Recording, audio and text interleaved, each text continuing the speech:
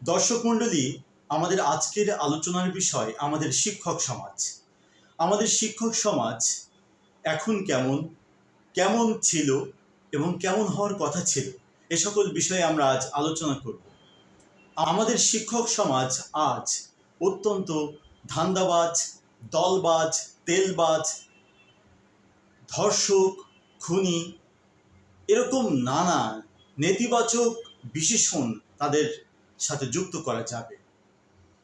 আমাদের শিক্ষক সমাজের এই আচরণ আমাদের সমাজ ব্যবস্থাকে, আমাদের দেশটাকে আরও বেশি পিছিয়ে দিয়েছে। আমরা যখন ছোট ছিলাম তখন শিক্ষক এই শব্দটার মধ্যে অত্যন্ত শ্রদ্ধা ছিল, সম্মান ছিল। আমরা দেখেছি আমাদের শিক্ষকরা কি ধরনের শ্রদ্ধা, সম্মান বা মর্যাদা লাভ করেছেন। আমরা আমাদের শিক্ষকদের দেবতাতুল্য মনে করতাম, সমাজের সাধারণ মানুষ তাই মনে করত। কিন্তু আজ শিক্ষক নামটা শুনলে একটা ঘৃণা আমাদের মাঝে জাগ্রত হয়। এর কারণ কি? এর কারণ হচ্ছে শিক্ষকরা শিক্ষকতা ছেড়ে দিয়েছেন, শিক্ষকতা ছেড়ে দিয়ে দলন্ধ হয়েছেন। কোনো নির্দিষ্ট দল বা মতাদর্শে তারা অন্ধ হয়ে, স্বার্থান্বেষী হয়ে, একেবারে বিভোর হয়ে ঘুরে বেড়াচ্ছেন, পাঠদান করছেন না। আর পাঠদান করার আগে একজন শিক্ষককে যে পরিমাণ পড়ালেখা করা দরকার, জানাশোনা দরকার, সেগুলো থেকেও তারা বিরত রয়েছেন। এর বাইরে এখন শিক্ষকরা তেলবাজি করে বেড়াচ্ছেন, সেটাও তার স্বার্থের জন্য। দলান্ধ এই শিক্ষকরা, তেলবাজ এই শিক্ষকরা পড়ালেখা, শিক্ষা প্রতিষ্ঠান এগুলোকে একেবারে বৃদ্ধাঙ্গুলি দেখিয়ে নিজের স্বার্থ সিদ্ধির জন্য তারা কোনো নির্দিষ্ট দল বা মতাদর্শের পিছে ছুটছে। আমাদের সমাজের এবং রাষ্ট্রের অধঃপতনের পেছনে যাদের প্রত্যক্ষ এবং পরোক্ষ মদদ রয়েছে, অবদান রয়েছে, তার মধ্যে শিক্ষক সমাজ অন্যতম।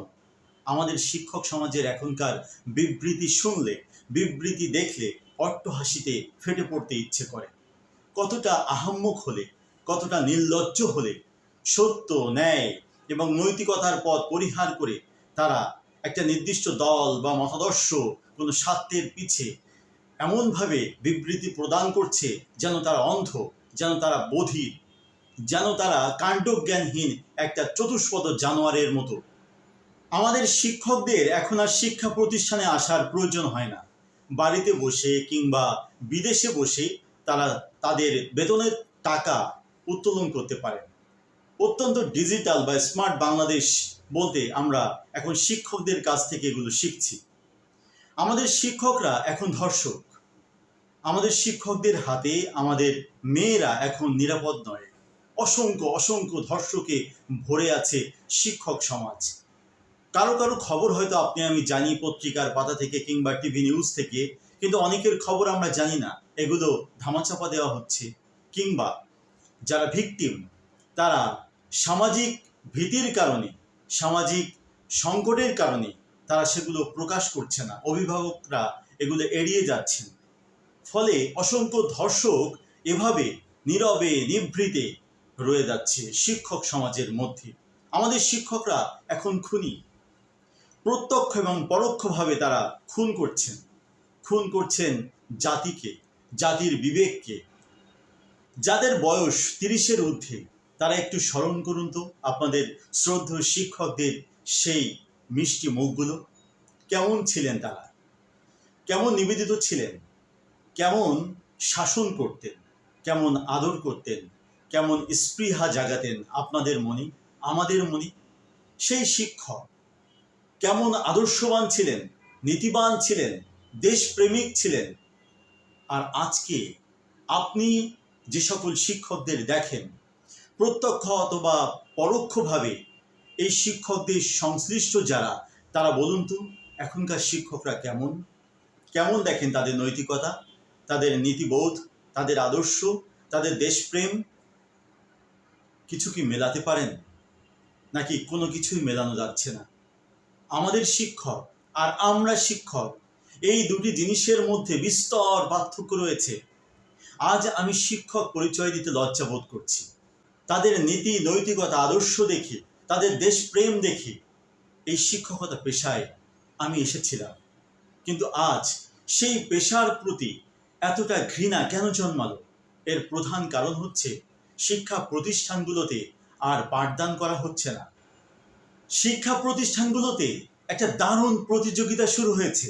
শিক্ষকরা এখন শিক্ষক লাউঞ্জে বসে থাকেন আর কে কত দেরিতে ক্লাসে যেতে পারেন সেটা চেষ্টা করেন।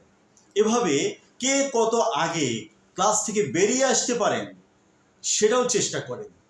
এক দারুণ প্রতিযোগিতা আমাদের হাত পা মাথা সব কিছুকে নষ্ট করার জন্যে এই প্রতিযোগিতাই যথেষ্ট। আপনার সন্তানকে কোন প্রতিষ্ঠানে পাঠাচ্ছেন? অত্যন্ত নামজাদা প্রতিষ্ঠান, স্বনামধন্য বিখ্যাত প্রতিষ্ঠান, কি হবে? প্রতিষ্ঠানের নাম আছে কিন্তু প্রতিষ্ঠানের ভেতরে একেবারেই ফাঁকা। বাংলাদেশের স্বাধীনতার সংগ্রামে যে সকল শ্রেণী পেশার মানুষের অবদান রয়েছে তার মধ্যে অন্যতম শিক্ষক সমাজ।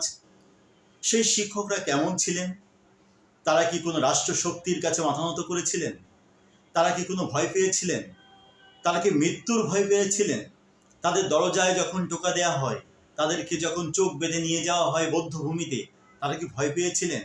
তারা কি পাকিস্তানি তাবেদারি রাষ্ট্রকে স্বীকার করেছিলেন? আর আজ সেই শিক্ষক সমাজ, সেই ঢাকা বিশ্ববিদ্যালয়ের শিক্ষকদের কথাই ধরুন কিংবা অন্য বিশ্ববিদ্যালয়ের শিক্ষকদের কথা ধরুন, তারা কি করছে? তারা একটা অসুস্থ রাষ্ট্রশক্তিকে ভয় পায়। তারা মিথ্যা বানোয়াট বিবৃতি প্রদান করে। তাদের কোনো গবেষণা নেই, তাদের কোনো বোধ নেই, চিন্তা নেই, চেতনা নেই, কোনো নৈতিকতা নেই, আদর্শ নেই, দেশপ্রেম নেই। শুধু ব্যক্তিগত স্বার্থ সিদ্ধির জন্যে তারা কোনো একটি দলে মাথা গুঁজে পড়ে আছে। আমাদের শিক্ষা প্রতিষ্ঠানগুলোতে যে দুর্নীতি হচ্ছে সেই দুর্নীতি নিয়ে কেউ কথা বলছে না, কারণ যাদের ছত্রছায়ায় এই দুর্নীতিগুলো হচ্ছে তারা তো অর্থ লাভ করছে। ফলে দুর্নীতিবাজ শিক্ষকদের প্রশ্রয় দিচ্ছে দুর্নীতিবাজ আমলারা। এভাবেই চলছে আমাদের শিক্ষা প্রতিষ্ঠানগুলোতে দুর্নীতি, কিংবা শিক্ষার সংশ্লিষ্ট যত দপ্তর রয়েছে সেগুলোতে দুর্নীতি।